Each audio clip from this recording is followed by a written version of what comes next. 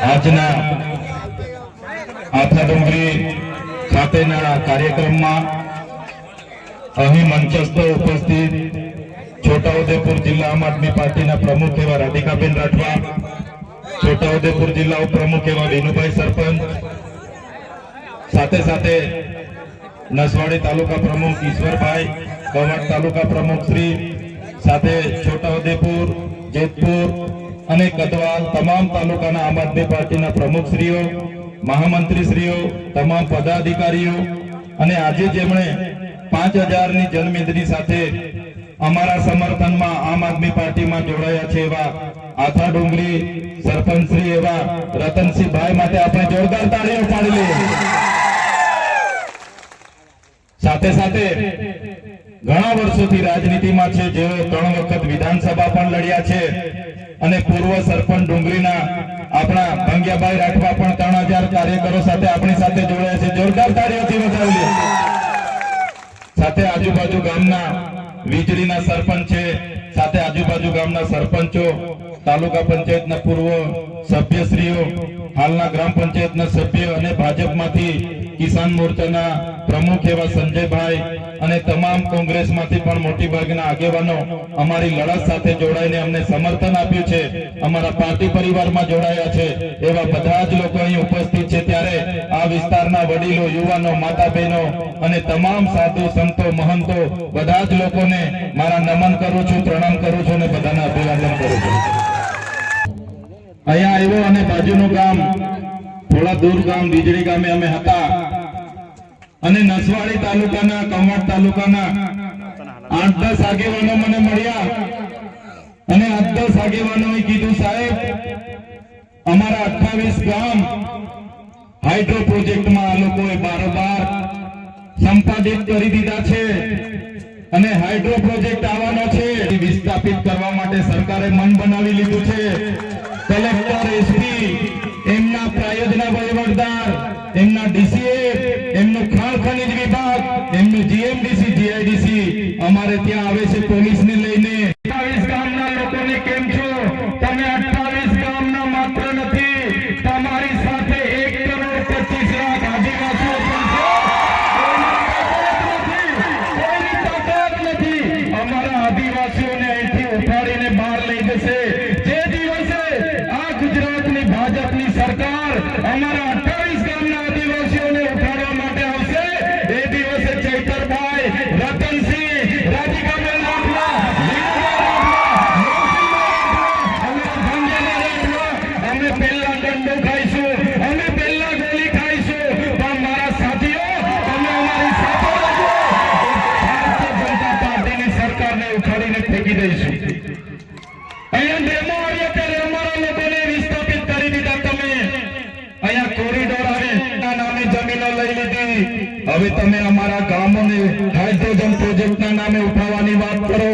એ ભૂપેન્દ્રભાઈ પટેલ હોય, હર્ષભાઈ સંઘવી હોય, એમને આ પવિત્ર ધરતી પરથી ચેલેન્જ કરું છું, અમારા 28 ગામના લોકોને હાથ લગાડી દો।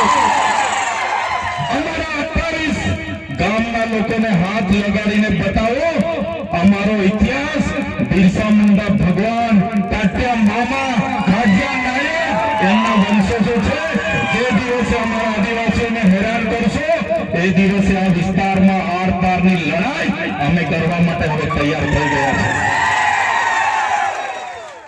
જ્યારે આદિવાસીઓને જાગૃત કરવાનું કામ અમે કરીએ છીએ, અમારા લોકોની અસ્મિતાની વાત કરીએ છીએ, તો નથી આ ભાજપની 30 વર્ષની સરકારે મને દબાવવા માટે, મને તોડવા માટે એક વાર જેલમાં નાખી દીધો, બીજી વાર જેલમાં નાખી દીધો, ત્રીજી વાર જેલમાં નાખી દીધો અને મને દબાવ્યો, ભાજપમાં લઈ જવા માટે, તોડવા માટે મને ડરાવવામાં આવ્યો। પણ ભૂપેન્દ્રભાઈ પટેલ, એ હર્ષભાઈ સંઘવીને પણ કહેવા માંગુ છું, આ ચૈતરભાઈ વસાવા આદિવાસીનો દીકરો છે, આદિવાસીનો દીકરો છે, એ ડરવાનો નથી। करारा जवाब मिलेगा, करारा जवाब समय आवश्यक, करारा जवाब આપીશું અમે। હમણાં 30 તારીખે કેવડિયામાં દેશના વડાપ્રધાન મોદીજી આવ્યા, 31 તારીખે મોદીજીને એકતા એકતા પરેડનો કાર્યક્રમ હતો અને આ લોકો 15 તારીખે ડેડિયાપાડામાં નરેન્દ્રભાઈ મોદીજીને ફરી ચૈતરભાઈ વસાવાની લડતને દબાવવા માટે લઈને આવે છે. લઈને આવે એનો મને જરાય વાંધો નથી. અમે વડાપ્રધાન શ્રીને મારી ધરતી પર આવકારીએ છીએ, પણ જે પ્રકારે એ લોકો અમને દબાવે છે કે તમારે 15 તારીખે વડાપ્રધાન સાથે વડાપ્રધાનના હસ્તે ભાજપમાં જોડાવાનું છે અને એ લોકોએ કીધું કે અમારો ટાર્ગેટ છે તમને 15 તારીખે વડાપ્રધાનના હસ્તે જોડી દઈશું, નહીં તો જેલ જવું પડશે. ત્યારે ભાજપના નેતાઓને કહેવા માંગુ છું, તમે 15 તારીખે અમને જોડવાની વાત તો દૂર, તાલુકા જિલ્લા પંચાયતની ચૂંટણી આવતા હતા તમારા 1 લાખ કાર્યકરોને હું આમ આદમી પાર્ટીમાં જોડી દઈશ. પબ્લિક ભેગી કરવા માટે ડેડિયાપાડા, સાગબારા, વાલિયા, ઝઘડિયા, નેત્રંગ, નાંદોદ ગામડે ગામડે જાય છે. આ લોકો કહે છે તમારા ચૈતરભાઈ મોદી સાહેબના હસ્તે 15 તારીખે જોડાવાના છે, બધા આવી જજો, બધા જોવા આવજો. ત્યારે હું એમને કહેવા માંગુ છું, ચૈતરભાઈ ભાજપમાં જોડાવાના નથી, ચૈતરભાઈ ભાજપને તોડવાના છે, તોડવાના છે. સાથીઓ, મને સામાન્ય બાબતમાં જેલમાં નાખી દીધો. આદિવાસીનો દીકરો છું એટલે ભૂપેન્દ્ર પટેલને નથી ગમતું, હરસંઘવીને નથી ગમતું.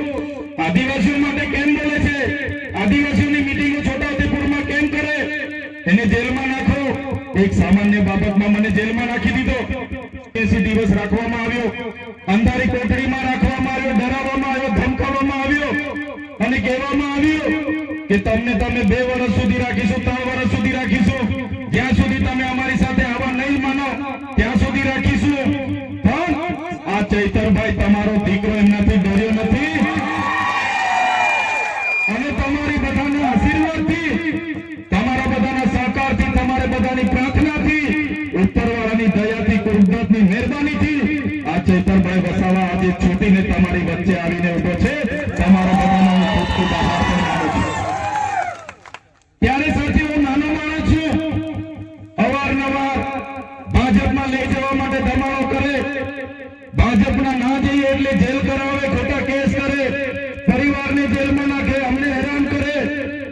પણ જ્યાં સુધી મારી માતાઓના આશીર્વાદ મારા પર છે, જ્યાં સુધી મારા વડીલોના આશીર્વાદ છે, ત્યાં સુધી ભાજપની પોલીસમાં તાકાત નથી કે આ ચૈતરભાઈ વસાવાને દબાવી શકે.